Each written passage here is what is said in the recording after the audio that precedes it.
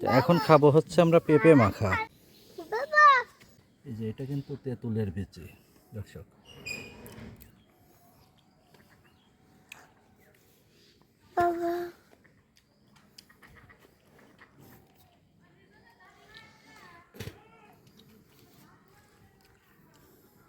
দর্শক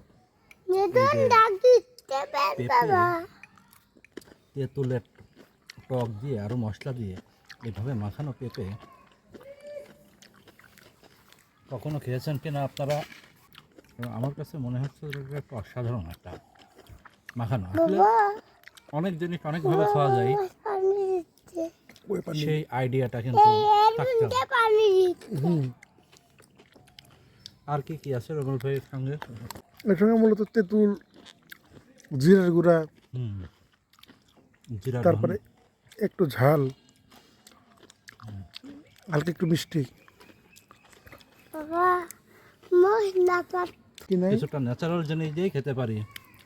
তাহলে আমাদের বিভিন্ন স্ন্যাক্সের প্রয়োজনে আমরা ওই যে বার্গার, স্যান্ডউইচ, পিৎজা এসব খেতে, মানে এই সমস্ত প্রসেসড ফুড খেতে হোটেল, ফাস্ট ফুড রেস্টুরেন্টে যাওয়ার কোনো প্রয়োজন পড়ে না।